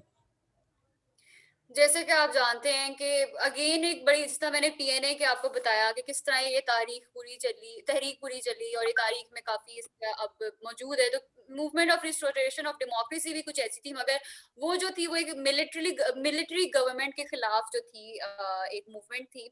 अभी 6 साल हुए नहीं थी याया खान की गवर्नमेंट को गुजरे हुए, मिलिट्री दोबारा वापस आ गई मुल्क में, और कुछ जो अलायंसेस थी पीएनए की वो जो थी जनरल ज़िया के साथ आ गई, मगर फिर कुछ ही अरसे बाद जब उन्हें समझ आना शुरू हो गई कि जनरल ज़िया जो है इतनी जल्दी से नहीं जाने लगे, तो वो भी पीछे हो गई और फिर कॉन्स्टिट्यूशन हमारी सस्पेंड हो गई और जुल्फ़िकार अली भुट्टो साहब को जेल में डाल दिया गया। तो ये जो मूवमेंट थी, पहले तो तारीख पहले बयान कर दी जाए कि किस तरह स्टार्ट हुई। तो वो बेसिकली मोहतरमा बेनज़ीर भुट्टो और नुसरत भुट्टो ने जो है वो स्टार्ट की थी। और ये इसका बेसिकली एक कामयाब जो होने का एक मैं कहूँगी कि ज़ियाउल हक इतने कामयाब हो गए और जो मूवमेंट अलोन जो थी वो क्यों नहीं इतनी इफेक्टिव रही। पहली तो बात है कि काफी ज्यादा सिंध में रिस्ट्रिक्टेड थी, मतलब सिंध और सिंध इंटीरियर में थी। और जहां हम पहले बात कर रहे थे कि पंजाब में क्योंकि भुट्टो साहब के काफी वोट थे, मगर ज़ियाउल हक ने थ्रू पॉलिसीज एंड इंडस्ट्रियल और उसके तहत उनने पॉलिसीज के तहत इधर एक बिल्कुल न्यूट्रलाइज कर दिया था। और फिर आपको पता है कि फिर मुस्लिम लीग जो थी उसका भी वजूद यहाँ से ही आया था जब उनको बना दिया गया था इधर का मिनिस्टर। फिर उसके बाद जो जनरल ज़ियाउल हक लकी इस बात में थे, और क्योंकि रिस्टोरेशन मूवमेंट इस तरीके से इतनी इफेक्टिव नहीं थी कि इधर पहले तो इनको सपोर्ट मिल गया था ऑपोजिशन का, क्योंकि जैसे ही वो गवर्नमेंट गिरी जुल्फ़िकार अली भुट्टो की तो जी उनको सपोर्ट मिल गया, खासों में जो जमात इस्लामी और पाकिस्तान डेमोक्रेटिक अलायंस थी। कुछ आज हम देख भी रहे हैं कि जिस तरह पीडीएम को मुफ्ती महमूद पीएनए को मुफ्ती महमूद कर रहे थे, आप पीडीएम को उन्हीं के साहबजादे कर रहे हैं। तो कुछ वहां चले गए। फिर उसके बाद उनको इंटरनेशनल सपोर्ट बड़ा मिला, क्योंकि इंटरनेशनल कम्युनिटी में पाकिस्तान जो था वो फ्रंट स्टेट बन गई थी रशियन इंटरवेंशन ऑफ अफगानिस्तान में। तो वो काफी एक मेजर रोल था पाकिस्तान का उसमें। तो ज़ियाउल हक को उसमें भी काफी ज्यादा इंटरनेशनली सपोर्ट थी। उसके बाद बाहर से भी मतलब पैसा आना शुरू हो गया, अमेरिका का भी आशीर्वाद हमें मिल चुका था। तो जाहिर है वो एक ही was a strong military leader at that time. और मीडिया जो थी क्योंकि स्टेट सैंक्शन थी, तो उस मीडिया में मीडिया 8 साल तक तो कंट्रोल थी, आप ये कहना चाह रही हैं? जी मीडिया कंट्रोल थी, आप ये कहना चाह रही हैं? मीडिया काफी कंट्रोल थी। और मीडिया बाकी कंट्रोल थी, जहां भुट्टो साहब की एग्जीक्यूशन के बाद 8 साल तक उनकी कोई तस्वीर नहीं छपी। तो ये इससे बड़ा प्रूफ क्या है। उसके बाद जाहिर सी बात है क्योंकि स्टेट के अंडर कंट्रोल थी, तो आप चाह के भी ज़ियाउल हक के खिलाफ कुछ बोल नहीं सकते थे। उसके बाद जुल्फ़िकार अली भुट्टो को जो ने एग्जीक्यूट कर दिया। अब जाहिर है कि एग्जीक्यूशन के बाद इतने बड़े इन्फ्लुएंशियल लीडर के बाद बाहर से अपीलें आना शुरू हो गई। Globally everybody was like this shouldn't be the solution of it. And फिर हमें पता है कि तारीख किस तरह की, ही वाज एग्जीक्यूटेड, उन्हें शहीद कर दिया गया। फिर सपोर्टर्स निकले बाहर और एक अपोजिशन मूवमेंट फॉर्म होगी एमआरडी के नाम से। तो मगर सबसे जो एक बड़ा इनको डाउनफॉल ये था कि ये मूवमेंट जो थी ये सिर्फ सिंध तक रही, सिंध से आगे ही नहीं जा चुकी। पंजाब में वो न्यूट्रलाइज कर दिया गया। और इसको 1981 में तो जब ये बनी थी तब तो इसका मोमेंटम क्रिएट भी नहीं हुआ था। ये 1983 में इसका मोमेंटम जाके क्रिएट हुआ था, जहां से फिर जब इन्हें सिविल डिसोबीडियंस की तो उनको डाकुओं के नाम पे मार दिया गया। डाकुओं के नाम पे जाके इनको मारा, मिलिट्री का यूज हुआ, इनको चुप कराने की कोशिश की गई। और काफी ज्यादा एक बदमजगी सी फैल गई थी और काफी ज्यादा किसी हद तक मफलूज भी करने की कोशिश की थी इन लोगों ने मिलिट्री रूल को। मगर अगेन मिलिट्री थी and they had to control them somehow. उसके बाद मूवमेंट जो थी it started to fail to mobilise people all over the country. और उसके बाद यही था कि क्योंकि ये सिंध में रही और इसके बाद इन लोगों ने जनरल इलेक्शंस जो थे जब 85 में अनाउंस हो गए थे, और जब 84 में जब इनने बॉयकॉट किया था उसका रेफरेंडम का, तो क्या नाम है again Zia he got the victory and of course he hung in the office more than we ever expected. उसके बाद व्हेन दे बॉयकॉटेड इन 1985, जो पहले बात करी थी कि जब उन्होंने 1985 में बॉयकॉट किया तो वो उनकी गलती थी, बिकॉज वो डिसीजन मिसकैलकुलेट हो चुका था, क्योंकि काफी सपोर्टर्स थे पीपीपी के जो बाहर आए थे। अगेन वो उस रेजिमी में ज़ियाउल हक को डिफीट नहीं कर पाए, हालांकि दे हैड अ चांस। और अल्टीमेटली मोमेंटम, हालांकि बेनजीर भुट्टो वापस भी आई थी एंड उनने रिफ्रेश भी करने की कोशिश की थी इस पूरी तहरीक को, मगर फिर वो कुदरत की तरफ से ज़ियाउल हक का जो था वो एक रिजीम खत्म हो गई थी 11 सालों बाद। नहीं तो सोहा, जो सिंध में उस वक्त एमआरडी मूवमेंट जब जोरों शोर में थी, तो सिंध में क्या सलूक किया जाता था एमआरडी के कारकुनान से? आपको ये तो क्योंकि जब मैं बात करती हूँ कि आज भी जो इनके सपोर्टर्स हैं कि भुट्टो भुट्टो के नारे, क्योंकि पाकिस्तान को पता है कि भुट्टो के जो नारे हैं जितने वो ऊंचे उतने शायद कोई होते होंगे। तो जब हम जियाले हैं। बात जी उनके जो रेजिस्टेंट मूवमेंट थी ना, वो उस वक्त शुरू हुई थी जिस वक्त मिलिट्री के खिलाफ बोलने से लोगों को डर लगता था। उस वक्त जो था वो सिंध उठा था और उसने भुट्टो के लिए बोला था, उसने लोगों ने अपने हक के लिए बोला था, लोगों ने डेमोक्रेसी के लिए नारे लगाए थे। आपके और ख्याल से उस वक्त पे जुल्म जुल्म हुई थी लोगों के साथ? जुल्म ज्यादती बहुत ज्यादा गिरफ्तारियां हुई थी। डाकुओं के नाम, जब इन लोगों को इनको पूरा पूरा ज्यादती के तो ये कहानियां हैं कि लोगों को मार के उनके ऊपर से ट्रक गुजार दिए गए थे। तो ये तो बहुत ज्यादती हुई थी। लोग बहुत कहा जाता है कि इस मूवमेंट में आप इसका कसूरवार वक्त के हुक्मरान को ठहराती हैं? जी बिल्कुल, जो ज़ियाउल हक ने जो मूवमेंट थी जिस तरीके से, क्योंकि बड़ी पीसफुल मूवमेंट थी, इसको तो कहा जाता है कि तो पीसफुल मूवमेंट थी, मगर जिस तरह फिर बाद में ये वायलेंस में क्रिएट होगी because of the way repression was being put on these people, तो definitely the military regime had its own fault. चले सही है साहब, एक बहुत मेहरबानी, बहुत शुक्रिया, आपका जवाब हमारे लिए बड़ा मायने रखता है। जी अभी हमने बात की सोहा बेग से, उन्होंने हमें बताया एमआरडी के बारे में। तो इसी सिलसिले में हम बात करेंगे हुज़ैफा हमीद साहब से। जी हुज़ैफा साहब, आपका क्या कहना है कि जो एस्टेब्लिशमेंट है, क्या वो डेमोक्रेसी को पसंद करती है या नहीं करती? देखिए अब्दुल्ला भाई, जो आपने बात की है ना कि पसंद करती है नहीं करती, या ये एक अलग टॉपिक है, ठीक है, कि नहीं, पसंद अलग होना टॉपिक, ना मैं सिर्फ होना इसलिए ये एक जानना अलग चाह रहा हूँ बात कि है। क्या देखिए क्या एस्टेब्लिशमेंट ये चाहती है कि मुल्क में डेमोक्रेसी कायम रहे? सर, कायम ही है डेमोक्रेसी, इस वक्त भी मुल्क में डेमोक्रेसी ही है, और सर ये मिलिट्री ने कहाँ की हमेशा यही डेमोक्रेसी हुई चाहा है कि वो आप। जैसे अब मैं तो एक पाकिस्तान का शहरी हूँ, जैसे मुझे बताया जाता है मैं तो उसे मान लेता हूँ। अब मुझे जैसे पीडीएम वाले अब कह रहे हैं कि एस्टेब्लिशमेंट लेके आई, अवाम का मैंडेट नहीं था, तो मैं तो ये भी तस्लीम कर रहा हूँ। सर ये आपकी जहालत मेरी है ना नजर कि में आप तो तस्लीम कर रहे डेमोक्रेसी हैं ये इस नहीं बात है। को। मैं एक आम शहरी होने के नाते ये तो कह रहा हूँ। आपकी देखें, डेमोक्रेसी वो नहीं होगी जो आपकी नजर में होगी, डेमोक्रेसी वो होगी जो असल में डेमोक्रेसी है, मैं मैं ठीक मैं है, इस और जो वक्त मुल्क में इस अवाम का वक्त है। रिप्रेजेंटेटिव हूँ, मैं अवाम के बारे में बात कर रहा हूँ। ठीक है, ठीक है, अवाम का अगर आप रिप्रेजेंटेटिव हैं ये एक अच्छी बात है, लेकिन जो आपका फैक्ट्स है आप उससे भाग नहीं सकते, आप उससे चुरा नहीं सकते, ठीक है। आप जो है फैक्ट्स को तस्लीम करना भी सीखें, सबसे पहली बात वही ये है। और ये जो फैक्ट्स हमारे को जानने पीडीएम के वाले लिए हमने भाई साहब आपको हैं ये बड़ी बातें आपको कर रहे अपने हैं। शो में बुलाया सर। जी जी, मैं आपको वही बात कर रहा हूँ ना कि देखिए मेरी बात सुने, जो डेमोक्रेसी है वो इस मुल्क में चल रही है और चलती ही रही है, ठीक है। बीच में अगर जहाँ पे मिलिट्री का अमल दखल रहा है तो वो किस वजह से मिलिट्री अपोज करती है इस चीज को, इस सिस्टम के ऊपर, तो वो उसकी बहुत सारी वजूहात होती हैं जो कि मैंने आपको पहले भी बताई थी। और जो जो मिलिट्री है वो सिर्फ सिर्फ स्टेट को सर्व करने की नीयत से आती है, और उसका पीछे उसकी अपनी हेजमनी कायम करना या अपनी सारी की सारी चीजें कायम करना नहीं होता। और ये जितनी भी लेकिन बाकी सर बात फिर पॉलिटिशियंस वही हैं है, वो अवाम का मैंडेट लेकर आते हैं उनकी। कि मैं 1977 मेरे ज़हन में आ जाता है कि तब मार्शल लॉ लगाने की मेरी नज़र में या बज़ाहिर कोई वजह नहीं थी, क्योंकि पीएनए का भी बाद में ये मौक़िफ़ आया था कि हमारे हुकूमत के साथ मुज़ाकरात तय हो गए थे, लेकिन उसके बावजूद भी मार्शल लॉ लगा दिया गया। तो ये कहाँ की डेमोक्रेसी हुई, या ये डेमोक्रेसी की रखवाली है या डेमोक्रेसी की तबाही है? सर पहली बात ये है कि जो आप बार बार मुज़ाकरात का तज़किरा कर रहे हैं, मैं वही तो कह रहा हूँ कि अगर और मुज़ाकरात हो मुज़ाकरात गए की मैं बात होते, इसलिए कर रहा हूँ क्योंकि पीएनए ने बाद में अपना मौक़िफ़ दिया था इस बारे में। वो बाद में जो मर्जी कहते रहे सर, आज पीडीएम वाले भी कह रहे हैं कि इलेक्शन ट्रांसपेरेंट नहीं हुई, वो जो इलेक्शन थे वो शफाफ नहीं थे, उसमें धांधली हुई सर है। सर अब सर जो मेरी जिसमें बात जो सुनिए, आखिर नैरेटिव है वो आखिर कहता है, वजह वो क्या कहता है? रहे।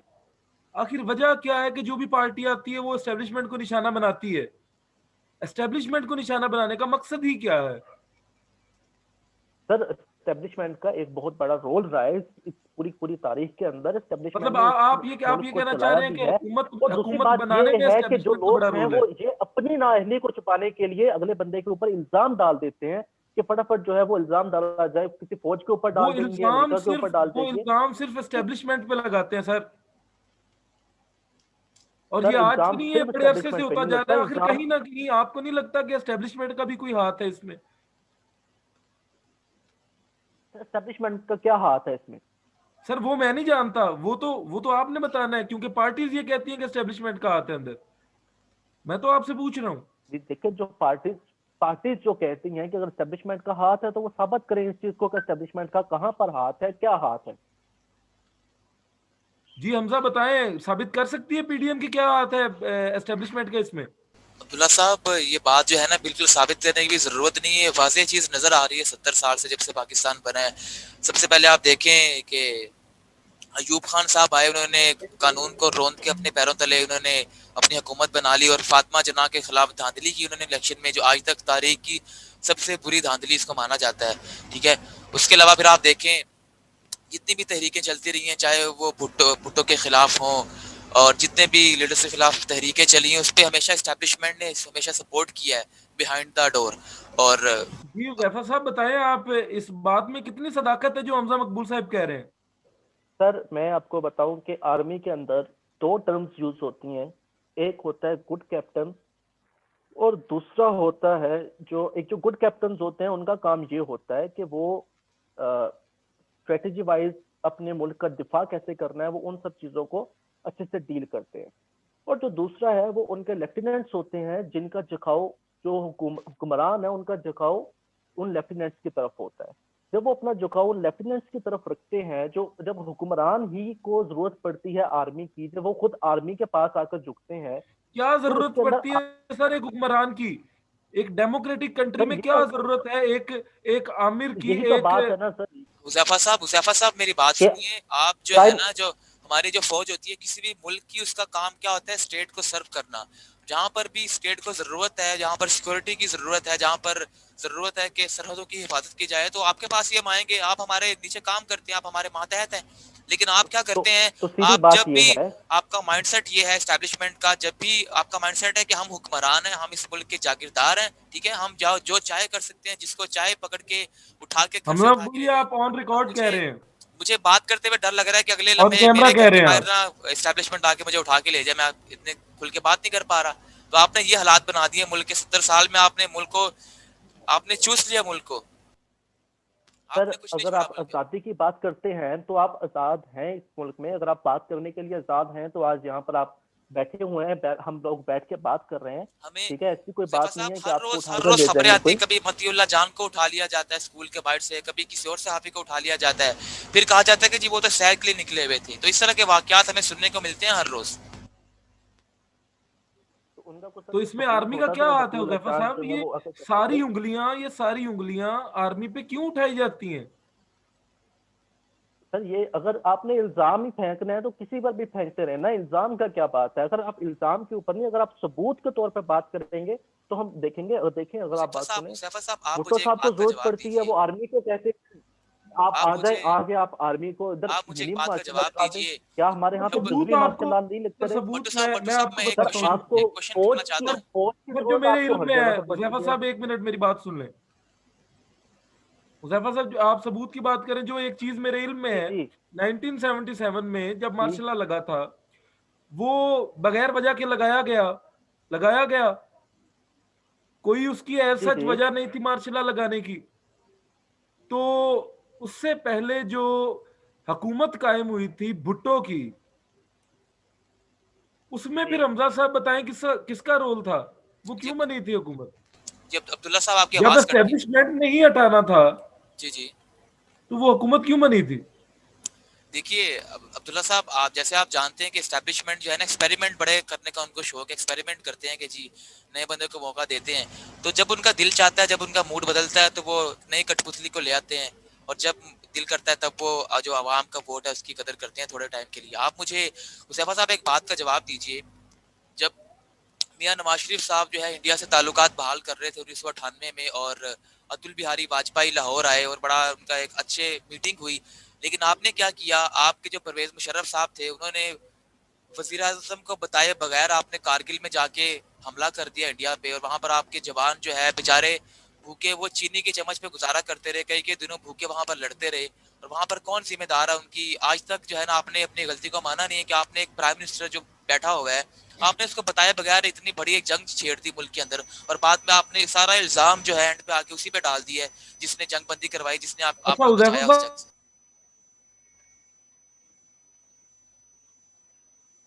देखिए मेरी बात सुने हमजा, अगर आप इस पर बात करते हैं आप नवाज इसमें एक शरीफ मेरी भी साहब के एडिशन ऊपर, करें। तो बात आर्मी जी जी अमेरिका का भी अंदर रोल है, अमेरिका का भी रोल है, मुझे ये भी सुनने को मिला था कारगिल में।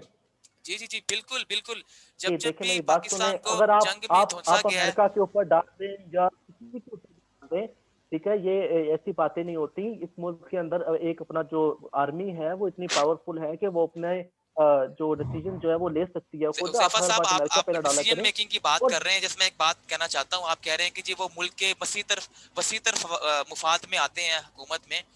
तो जब भी हुकूमत आई, चाहे वो अयूब खान हो, चाहे वो ज़ियाउल हक हो, चाहे वो मुशर्रफ हो, अमेरिका उनको स्पॉन्सर करता रहा है। चाहे आप देखते रहे हैं कि डॉलर्स के डॉलर्स आते रहे हैं। तो अमेरिका कब से सर हमारा इसकी इतना बात, खैर ख्वाह इसका हो गया सबूत कि क्या जो है? हमारे वो मिलिट्री सबूत वालों को क्या है? सपोर्ट कर रहा है।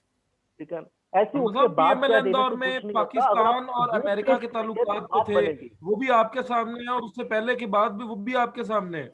जी बिल्कुल, वही मैं बात कर रहा हूँ कि अमेरिका कब से हमारा इतना खैर ख्वाह हो गया कि हमारे जब भी मिलिट्री मैं की सर वही हुकूमत बात आती कर है। रहा हूँ ना। आप मुझे ये बताएं ना, ये बताएं कि अमेरिका ने अगर सपोर्ट किया है तो उसका प्रूफ क्या है कि कहां पर सपोर्ट उसका किया प्रूफ उन्होंने? ये है कि हमारे हजारों बच्चे अफगानिस्तान में जाकर शहीद कर दिए गए, जहाद के नाम पे उनको उकसाया गया। हजारों बच्चे जहाद में, आपने अफगानिस्तान में जंग छेड़ी, उसका आज तक हम सिला देख रहे हैं। बम धमाकों में 60,000 पाकिस्तानी जो है वो मारे गए हैं। ठीक है, तो आज तक हम देख रहे हैं जो हमारे मुआशरे देखिए में एक ये सारे के सारे अफेयर्स जो है ये मिलिट्री के इंटरनल अफेयर्स होते हैं। अगर किसी के साथ में जंग करनी है, किसी के साथ में नहीं करनी है, अगर आपने पहले कारगिल की वॉर की, तो ये सारे का सारा डिफेंस सिस्टम होता है। अगर इंडिया ने कुछ किया तो हमको उसको जवाब देना चाहिए था, और हमने दिया भी उस बात का जवाब। और जो आपने प्राइम मिनिस्टर नवाज शरीफ की बात की, मैं उसको क्लियर आउट कर देना बिल्कुल चाहता हूँ बेशक आपको। हुजैफा साहब, हमारी आर्मी दुनिया की बेहतरीन आर्मीज में शुमार करती है। हम उसकी बहादुरी या दलेरी पे शक नहीं कर रहे। जी बिल्कुल हम बिल्कुल। उसके मामलात इंटरनल जो पावर है हुकूमत की, हम उस पे बात कर रहे हैं जफा साहब। हमारी आर्मी कहीं भी किसी भी देखिए किस्म जब की आपकी जो है इंटरनल वो जो किसी गवर्नमेंट कंट्री है वो के कम आपकी, नहीं जब है। गवर्नमेंट आपकी कह रही है कि आप आए, आप हमारे, हमें आपकी मदद की जरूरत है, आप तारीख उठाकर देख लें। उसके अलावा जब मुल्क का ये हाल कर देंगे कि आपका मुल्क जो है वो करंट अकाउंट डेफिसिट जो है उसका वो भी जा रहा हो, और मुल्क जो है खसारे में जा रहा हो, हर चीज की कीमतें बढ़ रही हो, और आवाम के अंदर एक इंतशार का माहौल हो, तो ऐसे माहौल के अंदर आपको आर्मी को टेक ओवर करना पड़ता है ताकि हालात को हुज़ैफ़ा साहब, साजगार बना माजरत के सके। साथ, माजरत के साथ, अगर और हम जब आप हुजैफा साहब, एक आप ये बात। एडमिट कर रहे हैं, आप ये एडमिट कर रहे हैं कि जब भी मार्शल लॉ आया है मुल्क में, तब मुल्क की बदहाली हुई है, डॉलर ऊपर गया है, रुपए की कदर में कमी आई गई है। आप बात तस्लीम करते हैं? देखिए सर, जो हमें बहुत सारे हमने अयूब खान जो का भी जितने दौर भी देखा है, लीडर्स मैं वो आते बात नहीं हैं, कर रहा। जितने भी लीडर्स आते हैं, वो अगर उनका आता है, फौज आती है या अगर काम करती है, तो हर फौज के हिसाब से उसके कुछ मुस्बत असरात भी होते हैं, कुछ मनफी असरात भी होते हैं। हर चीज इस तरह से चलती है। लेकिन बात ये है कि जब एक पॉलिसी मेकर जो वो आकर, जो पॉलिटिशियंस आकर बैठते हैं, वो सारा कुछ करके जाते हैं, जब इतनी तबाही की होती है उसके बाद में उसको ठीक करने में वक्त लगता है हर चीज को। और आज की हुकूमत को भी इसीलिए इतना वक्त लग रहा है कि जो पिछले हुक्मरान थे उन्होंने बहुत मुल्क जो है वो वर्स्ट कंडीशन में छोड़ कर गए हैं, तो उसको ठीक करने में वक्त लगता है। हुजैफा साहब, जी जी हुजैफा साहब, जी आपको सर। आवाज आ रही मेरी? मैं जी ये जी जी पूछना जी। चाह रहा हूँ कि जो अब मुल्क में सूरत हाल है, क्या ये बात मार्शल लॉ तक जा रही है?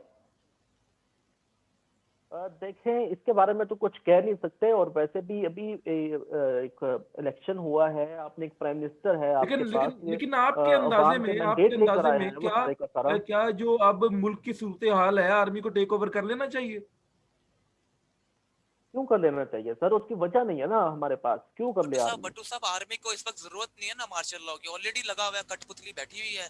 तो उनको जरूरत क्या है कि वो आगे खुद हुकूमत संभाले? वो पीछे बैठ के आराम से एस्टेब्लिशमेंट एंजॉय कर रही है, यहाँ पर ये मुल्क का बेड़ा गर्क कर रहे हैं। देखिए मेरी बात सुने, प्राइम मिनिस्टर के पास सारे के सारे इख्तियार होते हैं, वो जो चाहता है वो कर सकता है। आप अपनी तारीख उठाकर देख लें, अगर जब आप आज चीफ ऑफ आर्मी स्टाफ 3 साल के अलावा वो नहीं रह सकता, आपके पड़ोसी मुल्क इंडिया में भी ऐसा ही है कि वो 3 साल से ज्यादा नहीं रह सकता। अगर प्राइम मिनिस्टर खुद जो है वो लिख कर बना के देते हैं कि हम इसके अंदर तौसीक कर दी जाए, वो आपका तारीख के अंदर चाहिए होता है। 1951 में ये हुआ, 1954 में, और 2017 में भी ये हुआ। जनरल कंवर जेड बाजवा को 3 साल की मजीद तोसी दे दी। ये किसका कहने पे दी जाती है? क्या प्राइम मिनिस्टर अंधा है? क्या वो ये नहीं कर सकता?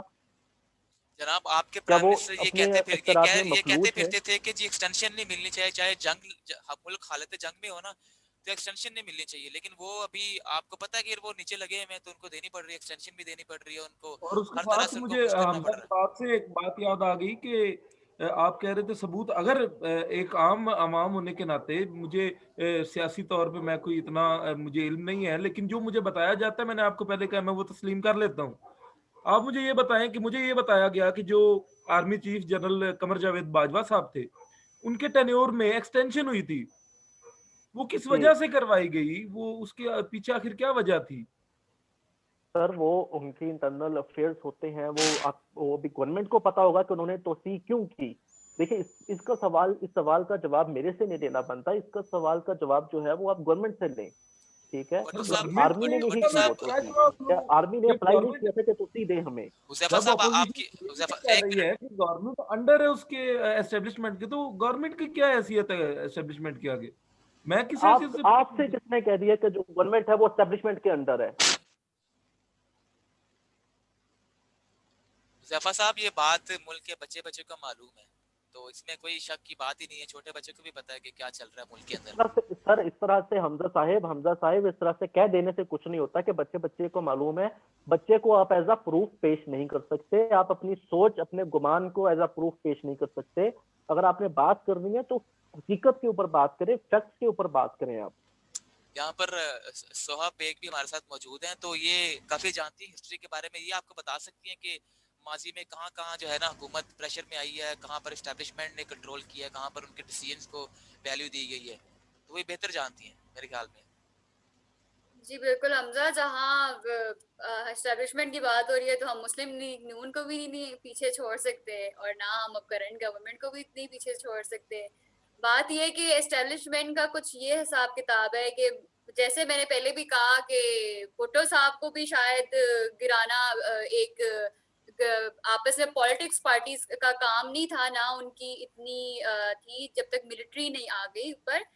तो एस्टेब्लिशमेंट का काफी हद तक रोल होता है, मगर ये कह देना कि जी स्टेट इंस्टीट्यूशंस जो हैं उनको इस कदर डिग्रेड कर देना इज इट्स वेरी डैमेजिंग। और आप अगर आप इसी तरह की चीजें सोसाइटी में प्रमोट करें, then I guess you are going to create a communal unrest, or then you are going to even pave a path for military law, because फिर पीएनए भी उन्हीं ने लीड की थी जो आज जिनके साहबजादा हैं पीडीएम में जो लीड कर रहे हैं। तो ये भी कहना कोई गलत नहीं है कि हम आगे देख रहे हैं कि क्या फ्यूचर है और क्या बन सकता है। तो और साहब, वैसे भी इनका जो राग अलापा जाता है इस्लाम इस्लाम का, इनकी मंजिल इस्लाम नहीं होती, इनकी मंजिल इस्लामाबाद होती है। ये जितना भी गठजोड़ बना हुआ है, इनकी मंजिल जो है वो सिर्फ इस्लामाबाद तक महदूद है, ये आगे नहीं जाना चाहते इससे। ठीक है, और बाकी जितने भी आपने इत्तेहादी हैं मुस्लिम लीग नून के, मौलाना फजलुर रहमान साहब, जितने भी लोग हैं ये सारे के सारे, ये इनका इत्तेहाद करने का मकसद ही ये है कि ये जब इस्लामाबाद तक पहुंच जाएंगे उसके बाद में एस्टेब्लिशमेंट भी इनके हक में है, हर चीज इनके हक में हो जाएगी, तब इनके खिलाफ कोई चीज नहीं होगी फिर। जफर साहब वो अवाम के वोट लेके असेंबली में आए हैं, वो किसी को अपने पैरों तले कुचल के नहीं आए, तो उनके सर, पास क्या हक है, जो लिहाज भी कर सकते हैं। मौजूदा हुकूमत है वो भी क्या अवाम का मैंडेट लेकर नहीं आई? उसकी बारी आप कह देते हैं कि नहीं, वो ये तो अवाम आप का बेहतर मैंडेट नहीं जानते हैं, लेकर आई, वो जो एस्टेब्लिशमेंट आपका की। सिस्टम था, जो इलेक्शन का सारा कंप्यूटर्स आपके बंद हो गए थे, आपका 11:30 बजे रात को जाके रिजल्ट आया था, 8 बजे से इलेक्शन सारा हो चुका था और आपने 4-5 घंटे डिले करवाया था। वो भी बेहतर जानते हैं कि अल्लाह बेहतर जानता है कि क्या होगा, लेकिन हम सब जानते हैं कि बस से पर्दा बड़े हकाइक हैं, तो शायद मैं यहाँ पर बोलने से कासिर हूँ, क्योंकि इस सर, मुल्क में मेरा आपसे सवाल इतना सा है कि मुल्क आपके पास कितनी देर रहा है? हमारे पास आपने जब भी हमने कोशिश की कि इस मुल्क को जो है ना, इस बाग को फूलों से भरा जाए, तो आपने आके इसमें आग लगा दी है, आपने आके इसमें कब्जा कर लिया, तो हमारे पास खुल के हमें कभी मौका दिया ही नहीं गया। सर, ये सारे के सारे फूल खिलते ही एस्टेब्लिशमेंट के गुलदस्ते में है। आप जबरदस्ती उतार के ना अपने गुलदस्ते में लगा लेते हैं, उसका आप कहते हैं कि जी हमने उगाए, बात दरअसल ये।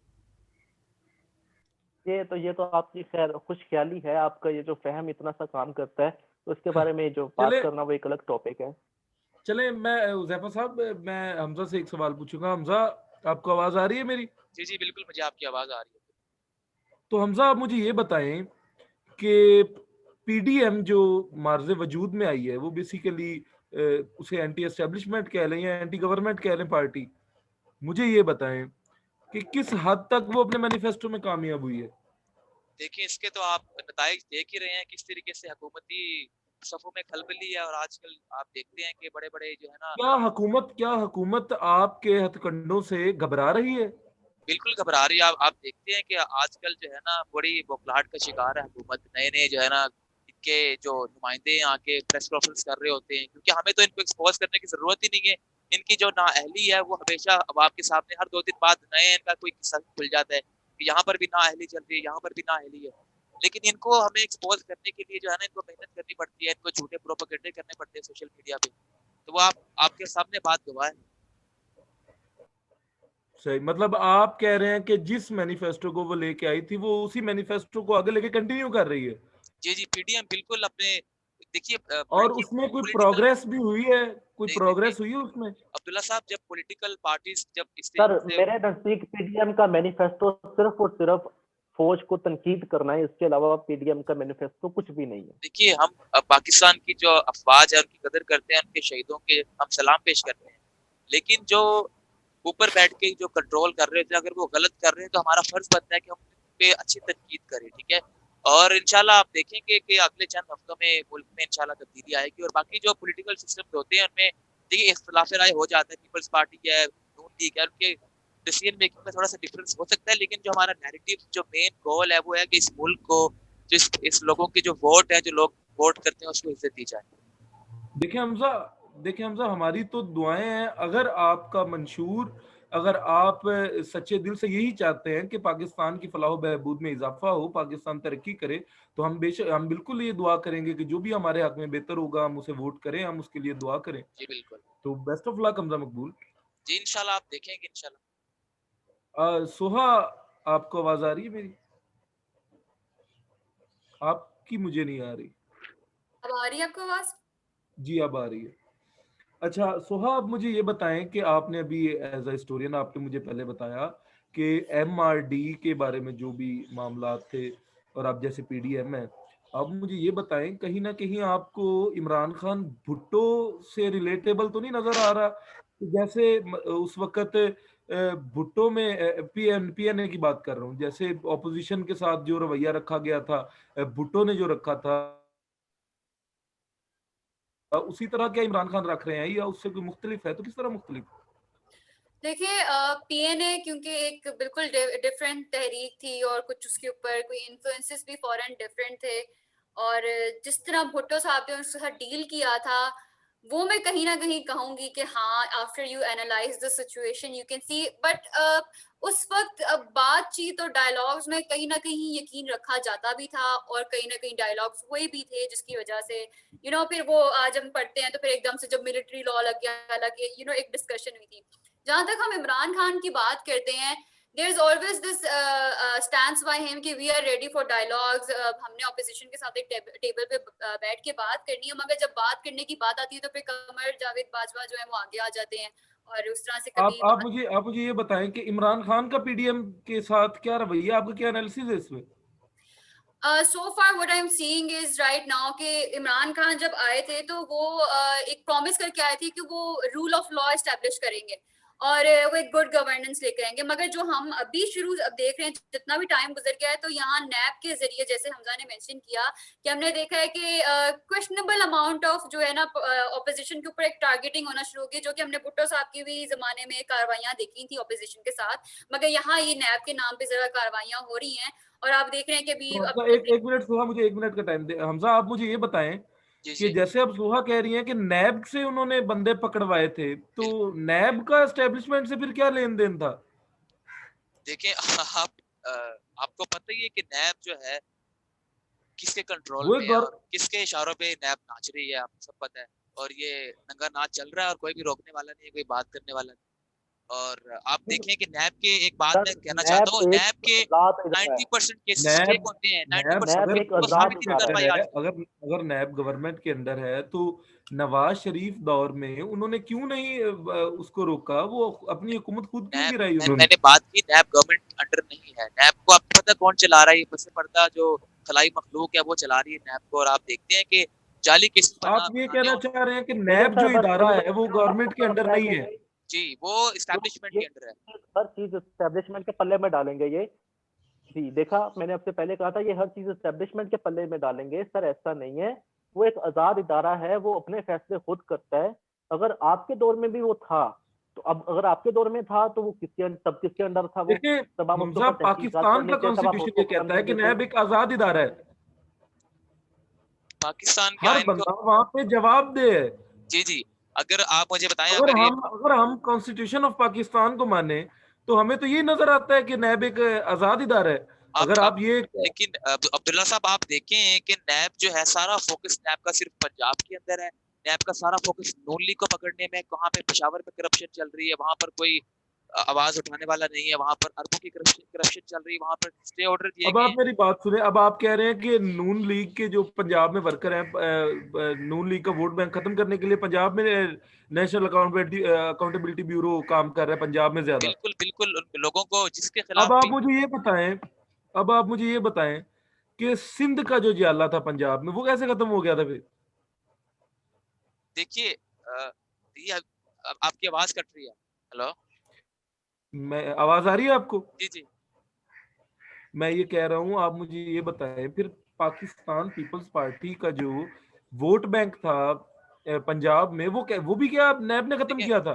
जब 2008 के बाद जो इलेक्शन हुए हैं, जो आपने कारकर्दगी देखी पाकिस्तान पीपल्स पार्टी की, तो उनका वोट बैंक तो उनकी परफॉर्मेंस के बेस पे कम हुआ है। और उस टाइम नैब इतनी एक्टिव नहीं थी। आप देखिए पीपल्स पार्टी के दौर में हमने तो कभी नहीं सुना था कि नैब ने जी छापे मारे हैं। लेकिन ये जब नवाज शरीफ की गवर्नमेंट जब चलना स्टार्ट हुई है, जब नजर आना स्टार्ट हुआ कि मुल्क तरक्की कर रहा है, तो आखिरी साल में आके नैब को जो जी बीच में लेके आएगी और इसके बाद अपने कठपुतली को सामने ले आएंगे। जी सोहा, आप अपना जवाब कंप्लीट कर लें। मैं अब यही कंप्लीट करने लगी थी कि देखिए, जो कि आपने मुझे सवाल पूछा कि क्या पीएनए का जो पीएनए के एक साथ सलूक था, क्या वो पीडीएम के साथ होगा या क्या चल रहा है? तो देखिए, इमरान खान का, देखिए, accountability is very important and NAB एक as institution is very important because of course it has to carry on with holding people accountable, और ये काफी हमारे लिए एक इम्पॉर्टेंट है एक गवर्नमेंट के स्मूथ फ्लो में। मगर जहां आप देखें कि इमरान खान ने अब अपना जो पूरा एक मोटिव है वो सिर्फ एक वन डायमेंशन बना दिया है, जिसमें फर्स्ट ही प्रॉमिस जैसे मैं कही थी कि रूल ऑफ लॉ लेकर आएंगे, मगर अब ये एक वन डायमेंशन विच हंट बन गया, जहां आप ऑपोजिशन के लोगों को पकड़ पकड़ के जेलों में डाल रहे हो या नैब के थ्रू आप उनकी कार्रवाइयां करा रहे हो। तो this is something very questionable because at the end of the day this witch hunt in the name of accountability only protects the one जो कि बहुत ज्यादा खुद करप्ट लेकिन होता है। सोहा, आप ये नहीं समझती कि नैब जो फैसले कर रहा है वो मेरिट पे है? देखिए, ये तो हम कह सकते हैं कि मेरिट पे है या नहीं, ये तो मुझे नहीं पता because again NAB as I know is the institution, is independent institution, तो ऑफ कोर्स मेरिट भी होना चाहिए फैसला। मगर अब जिस तरह के आप देख रहे हैं कि एक विच मतलब जो विच माहौल क्रिएट हुआ है, इस माहौल पे रूल ऑफ लॉ पे की पाबंदी नहीं हो रही। देखिए, क्योंकि आप अगर मैं एक एनालिस्ट हूँ या मैं चलिए एक आम आवाम की मैं जगह में आती हूँ, मैं देखती हूँ कि एक ऑपोजिशन की इतनी बड़ी मूवमेंट खड़ी हुई है, मगर फिर साथ ही आप देखें, अगर इमरान खान मुझसे ये बातें करके आया कि वो रूल ऑफ लॉ लेकर आएगा, वो ये कर देगा वो कर देगा, मगर अगर मैं एक साल से सॉरी जितना टाइम गुजर चुका है इमरान खान को, मैं देख रही हूँ कि उसमें सिर्फ नैब और उसकी एक विच हंट शुरू हुई है जिसमें ऑपोजिशन को वो कंटिन्यूसली नीचे लेकर जा रहे हैं। तो हाँ, वहां सवाल खड़े होते हैं कि is this all that was needed? मतलब ऑपोजिशन को क्या पूरा खत्म करने की ये नैब चाह रही है? तो टेकिंग इट एज कॉन्स्टिट्यूशन कि हाँ, नैब इज एन इंडिपेंडेंट इंस्टीट्यूशन और उसका मेरिट पे ही जो कार्रवाइयां हो रही होनी चाहिए, मगर अगेन द इन्फ्लुएंस ये कहाँ है, ये तो फिर अब वहां ही है पता। मतलब इमरान खान का पीडीएम से मतलब इतना अच्छा रवैया नहीं है जो रखना चाहिए, जी उससे बिल्कुल, हट मतलब के है। क्या क्या इमरान खान क्या चाहते हैं कि वो क्या चाहते हैं कि पीडीएम इससे भी ज्यादा उभर के आए, या वो उन्हें फोर्स कर रहे हैं कि वो आप इससे भी आगे गुजरे? देखिए आप जिस तरह डायरेक्ट के निशाना बनाए इदारों को। मैं जिस तरह आपको बता रही हूँ कि ये ऑपोजिशन के ऊपर एक विच हंट शुरू हो गई है। दूसरी ये बात देखिए, अब आप एक छोटी सी बात देख रहे हैं कि मीडिया पे उनकी बड़ी सेंसरशिप आ गई है। नवाज शरीफ की, मरियम नवाज की स्पीचेस में बड़ी सेंसरशिप थी और एक तरह से ऑपोजिशन की आवाज को बंद करने की कोशिश की। हालांकि डेमोक्रेटिक राइट है उनका कि वो ऊपर के बोले, क्योंकि ऑपोजिशन एक बहुत बड़ा उसका रोल होता है पार्लियामेंट में। तो जब इमरान खान को ये तकलीफ होती है कि ये लोग क्यों बोल रहे हैं या इनकी रैलियों की कवरेज क्यों हो रही है, तो फिर उनको कोई बंदा ये भी याद दिलाए कि 2014 में जो इनके धरने हुए थे, जितनी कवरेज इनकी थी किसी की भी नहीं थी। और ये आज तक खुद इस चीज पे रश बिल्कुल करते हैं कि जो हमारे धरने थे बिल्कुल किसी ने अच्छा। देखे नहीं, और एक आम आम बंदा घर में रोज एक मूवी की या फिल्म की तरह देखता था। तो ये अगर सलूक ऐसा करते हैं मीडिया सेंसरशिप के ऊपर से फिर ये मीडिया हाउसेस पे इल्जाम भी लगाते हैं कि ऑपोजिशन इन्हें फंड कर रही है, तो जाहिर सी बात है ये प्रोवोक कर रहे हैं और ज्यादा ऑपोजिशन को कि वो उभर के आए। और हमने देखा है डिस्पाइट कोरोना वायरस स्टिल पूरे मुल्क में रैलियां चल रही हैं। और ये बड़ा वैलिड पॉइंट आपने निकाला है ये वाला। ये 2014 के जो धरना था उस पे बड़ा वैलिड पॉइंट है आपका कि तब मीडिया कंट्रोल्ड नहीं था। एग्जैक्टली हालांकि पाकिस्तान मुस्लिम लीग नून की हुकूमत थी उस वक्त, लेकिन फिर भी उन्होंने उनके धरने जारी रखे और उनके साथ कोई ऐसा बर्ताव नहीं रखा गया। चाहे वो कहें कि इसके पीछे एस्टेब्लिशमेंट थी या हुकूमत ने उन्हें ये ऑप्शन दी थी, एडवांटेज हुकूमत ने दिया था, लेकिन उनके दौर में ऐसा कभी भी नहीं हुआ कि वो नेशनल अकाउंटेबिलिटी ब्यूरो ऐसे करे उनके साथ। वो इस तरह के मामला नहीं थे। फिर सवाल यही उठता है कि अगर आप पूरी ऑपोजिशन की आवाज खत्म करना चाहते हैं, तो क्या फिर आप भी ऑथोरिटेरियन स्टाइल अपनाना चाह रहे हैं या वाकई एस्टेब्लिशमेंट आनी चाह रही है? तो जाहिर सी बात है जब आप ऐसे ऑपोजिशन का रोल खत्म होते देखते हो और पीडीएम जैसी जैसी तरीके खड़ी होती हैं, तो फिर एक आम इंसान ये क्वेश्चन करता है कि वाकई एस्टेब्लिशमेंट की इन्फ्लुएंस है या नहीं। और ये फिर जाहिर सी बात है उनके रिप्रेजेंटेटिव जब आगे आके बात डायलॉग्स करते हैं, ना ही कि इमरान खान खुद आए, तो things get clear somewhere and people have the right to analyse it. Abdullah sahab, मैं यहाँ पे एक बात कहना चाहता हूँ जी जी। कि अगर इमरान खान के बस में हो ना, तो वो पूरी जो पार्लियामेंट है उनको तोड़ दें और जितनी भी असम्बलियां खत्म करके इस मुल्क की आवाम को भी यहाँ से निकाल के वो अकेले यहाँ पे रहें, ताकि वो अकेले वज़ीर आज़म हो, कोई इन पे तनकीद ना कर सके। इस तरह के हालात में जा रहे हैं। आपकी आवाज थोड़ी सही नहीं आई हमजा साहब, अपना जवाब रिपीट करेंगे आप? मैं ये बोल रहा हूँ कि इमरान खान तो ये चाहते हैं कि यहाँ की जो आवाम है ना, चाहे आवाम हर बंदा मर जाए, लेकिन वो अकेले इस मुल्क में हुक्मरान बचे और हर चीज खत्म कर दी जाए, ताकि वो अकेले आप ये कहना चाह रहे हैं हमजा साहब कि इमरान खान चाहते हैं कि ना उनका वास्ता एस्टेब्लिशमेंट से हो, वो डायरेक्ट यहाँ पे अवाम का मैंडेट लेके आए और उन बादशाह पे ये जो है, इल्जाम ना लगाए जाए। बादशाह का निजाम लाना चाहते हैं, जहाँ पर कोई भी गुस्ताखी जो करे उसका सर कलम कर दिया जाए।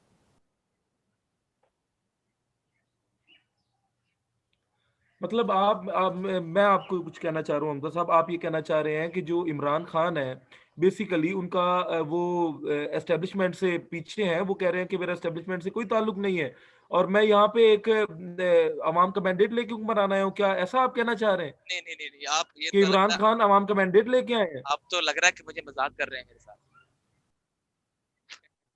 बिल्कुल बिल्कुल ऐसी बात नहीं, नहीं है। मुझे तो ये लगा जो आपने कहा है। नहीं नहीं नहीं, वो चाहते हैं कि जो अपोजिशन है ना सारी, उनको खत्म कर दिया जाए, ज़िबा कर दिया जाए उनको, ताकि अकेले पाकिस्तान में बचे। तो हमजा साहब मेरा आपसे क्वेश्चन है कि जिस तरह ये ऑपोजिशन बात करी है कि हमने इस्तीफे देने हैं, जी जी। तो एक तो पहली बात है कि जरा हमें इसमें अपडेट तो करेंगे कितने इस्तीफे आपसे इकट्ठे हो गए हैं। और दूसरा ये कि पीपल्स पार्टी में जरा हमें बताएं कि क्या पीपल्स पार्टी इस्तीफा देगी डिस्पाइट सिंध में बड़ी जी हमजा साहब, सुहा बड़ी जो है ना इस वक्त जानना ये बड़ा चाहती है। अच्छा बात यह है सवाल कि पूछा देखिए, सुहा ने इनके आपसे। इख्तलाफात होते हैं जब ये पॉलिटिकल पार्टीज आपस में कोलैबोरेशन करती हैं, इख्तलाफात होती है क्योंकि हर पार्टी की अपनी आइडियोलॉजी होती है। लेकिन आज भी अगर बिलावल भुट्टो जरदारी साहब या मियां नवाज शरीफ, मियां शहबाज शरीफ आज भी कहें तो इस्तीफों की लाइन लग जाएगी। ऐसी कोई बात नहीं है, इस्तीफे तैयार पड़े हैं, बाकी हमारी अपनी स्ट्रेटजी है, हम ये अब उनको मैं इस्तेमाल आपसे करना चाहते हैं। हमजा साहब एक नया मुद्दा चल निकला है। मैं आपसे ये कहना चाह रहा हूँ कि अब नवाज शरीफ और शहबाज शरीफ ने तो ये कह दिया, मरीम नवाज ने भी कह दिया कि हमारे इस्तीफे पहुंच गए हैं जी और उनके जो नुमाइंदगान थे उन्होंने इस्तीफे दे भी दिए। जी जी बिल्कुल। अब आप मुझे ये बताएं कि क्या पीपल्स पार्टी ऐसा करेगी, वो देगी इस्तीफे? देखिए, हमारी इनसे बात चल रही है, आगे आपको पता है इख्तलाफात होते हैं, हम अपनी स्ट्रेटजी को देखेंगे, प्लानिंग करेंगे, हुकूमत की जो है रिस्पॉन्स को देखते हुए जो हमें बेहतर लगा वो करेंगे। तो अगर आपके अंदर ही इतने रिफ्ट्स हैं, तो आप किस तरह ये एक्सपेक्ट कर सकते हैं आपकी पूरा पीटीआई या जो भी एस्टेब्लिशमेंट को आप कहते हैं आप टेक ओवर करेंगे, जब आपके अपने यहाँ से इस्तीफे आने ही नहीं? देखिए जब पाकिस्तान भी बन रहा था ना, तो जिन्ना के साथ भी बड़े लोग नहीं खड़े हुए थे। मुस्लिम लीग के अंदर भी बड़े डिस्प्यूट्स होते थे उनके आपस में, लेकिन फिर भी आप मुझे पाकिस्तान हमजा साहब, हमारे शो का खिलाफ टाइम राय। खत्म हो रहा है हमजा साहब। जी, जी, हमजा साहब, आप मुझे बस इतनी सी बात का जवाब दे दें। हमजा साहब, मुझे इतनी सी बात का जवाब दे दें। बिल्कुल। आप पाकिस्तान पीपल्स पार्टी इस्तीफे देगी? जी, जी। आ- हेलो, आपकी आवाज़ नहीं आ रही अब्दुल्ला साहब। आपके कहने पर, मतलब देख मियां नवाज शरीफ ने। मेरी आवाज़ आ रही है आपको? जी जी, आपकी आवाज आ रही है। जी, जी। जी जी, आ देखिए रही है। मैं हमजा साहब मैं आपसे एक देखिए छोटा सा सवाल पूछ रहा जी, हूँ कि जी। क्या आप नून लीग मियां नवाज शरीफ साहब के कहने पर पीपल्स पार्टी इस्तीफे देगी? देखिए मैं ये पार्टी के अंदरूनी मामलात हैं, हमारे कायद जो है वो नवाज शरीफ साहब वो खुद ही डिसाइड करेंगे। मैं इन मामलात पे जाना नहीं चाहता, क्योंकि इस पे बात करेंगे तो और भी बड़े मामलात खुलेंगे, तो आपके पास इतना टाइम नहीं है कि मैं आपको ये बात बता नहीं, सकूं। सिर्फ सिर्फ मैं ये पूछना चाहता हूँ। हाँ या ना में आपने जवाब देना है। क्या मियां नवाज शरीफ साहब के कहने पर पीपल्स पार्टी इस्तीफे देगी? देखिए ये तो जो आप जो है ना मुझे फंसाना चाह रहे हैं। बात ये है कि जी इख्तलाफात होते हैं।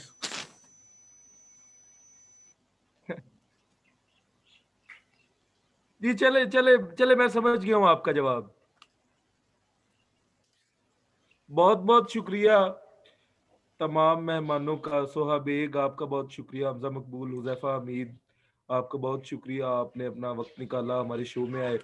और इसी के साथ मैं इजाज़त लेता हूँ आज की बात से। इंशाल्लाह अगले हफ्ते इसी वक्त आपको हम नज़र आएंगे। अल्लाह हाफिज़।